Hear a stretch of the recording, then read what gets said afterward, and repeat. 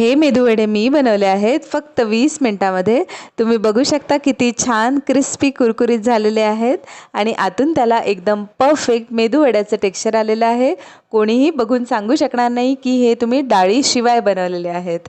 स्वयंपाकाचा फार अनुभव नसेल ना तरीही जास्तीत जास्त अर्ध्या तासामध्ये हे मेदूवडे तुम्ही तयार करू शकता।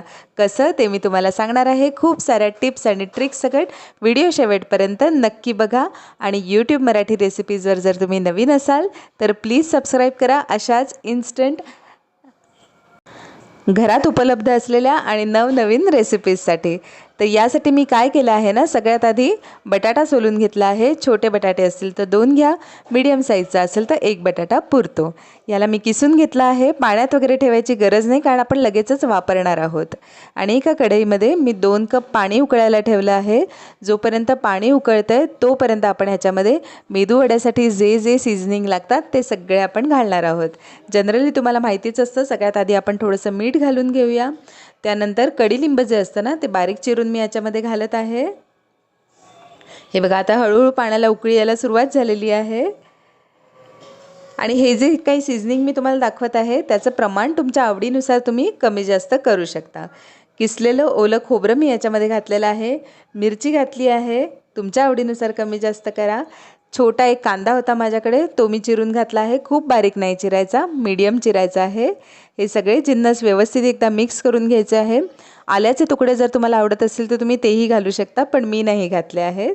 त्यानंतर 1-2 चमचे तेल घालायचं आहे, जिरे घालायचे आहे आणि किसलेला बटाटा। आता तुम्ही बघू शकता हे सगळे जिन्नस मेदूवड्याचे फ्लेवर्स देणारे जिन्नस आहेत। बटाटा घातल्यानंतर मी याच्यामध्ये 2/3 कप रवा घातलेला आहे। नॉर्मल जो उपम्याचा रवा असतो ना तो घालून आपल्याला व्यवस्थित गुठळ्या मोडून मिक्स करून घ्यायचा आहे। उपम्यामध्ये आणि यामध्ये फरक एवढाच आहे की उपमा करण्यासाठी आपण रवा थोडासा भाजून घेतो आणि यामध्ये डायरेक्ट टाकला तरीही चालतो। हे बघा अशा पद्धतीने व्यवस्थित आपल्याला मिक्स करायचं आहे। मिश्रण थोडंसं दाटसर होत येणार आहे। जर तुम्हाला आवडत असेल ना तर तेलामध्ये थोडंसं रोस्ट करून तुम्ही उडीद डाळ आणि चणा डाळही याच्यामध्ये वापरू शकता, पण मी नाही वापरला आहे। थोडंसं सिंपल ठेवायचा प्रयत्न केला आहे।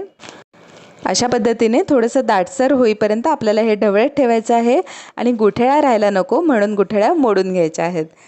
जर गुठळ्या राहिल्या तर आपण जेव्हा वडे तळून घेऊ ना तेव्हा ते तिकडनं थोडेसे कच्चट राहतील, त्यामुळे गुठळ्या अजिबात राहायला नको। अशा प्रकारचा सिलिकॉन स्पॅच्युला तुम्ही जर यूज केला ना तर ते गुठळ्या मोडायला खूपच सोपं पडतं। हे बघा अगदी उपम्यासारखंच हे मिश्रण तयार होतं। अशा प्रकारे आपल्याला ढवळून घ्यायचं आहे। हे बघा साधारणपणे ते कढईचं किंवा पॅनच्या साईड्स सोडायला लागलं ना तेव्हा आपल्याला अंदाज येतो की मिश्रण शिजत आलेलं आहे।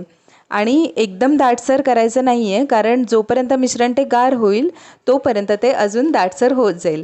जसं आपण शिरा करतो किंवा उपमा करतो त्याच्यासाठी जे टेक्स्चर असतं ना तसंच टेक्स्चर लक्षात ठेवायचं आहे।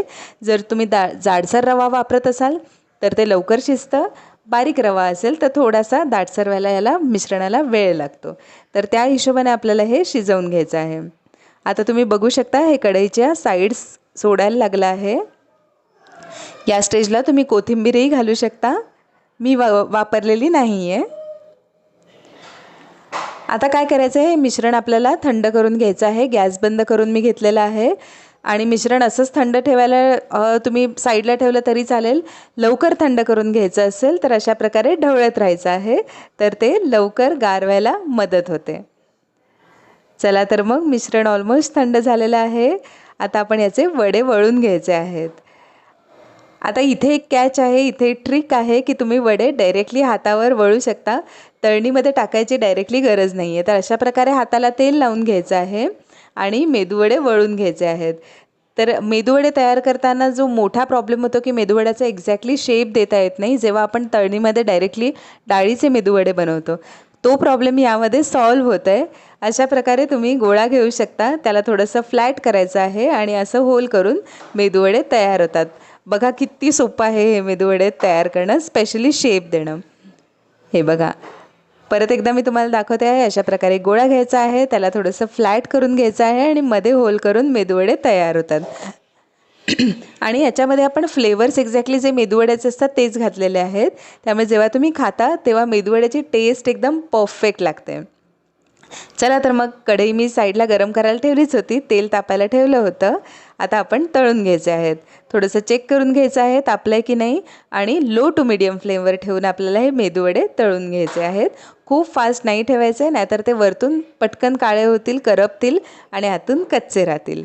फार वेळ नाही लागत हे तळायला, कारण मिश्रण ऑलरेडी आपण शिजवून घेतलेलं आहे, त्यामुळे खूप वेळ नाही लागत. हे आतून खूप छान मस्त फुगतात. अशा पद्धतीने कंटिन्युअसली त्याला हलवत राहा, जेणेकरून ते सगळ्या साईडने कन्सिस्टंटली एकच रंग येईल. कोणतेही तळणीचे पदार्थ करताना हे लक्षात ठेवायचं की त्याला कंटिन्युअसली जेव्हा तुम्ही हलवत राहता, ढवळत राहता, तेव्हा रंग एकसारखा येतो. हे बघा, तुम्ही बघू शकता व्यवस्थित सगळीकडनं गोल्डन असा रंग एकसारखा आलेला आहे. असं झालेलं नाही आहे की एका बाजूने थोडेसे काळसर पडले आणि एका बाजूने वेगळा रंग आलेला आहे. अशा पद्धतीने सगळे मेदूवडे तयार करून घ्या. चटणी, सांबार, केचप किंवा अजून कशाही डीप बरोबर तुम्ही याला एन्जॉय करू शकता.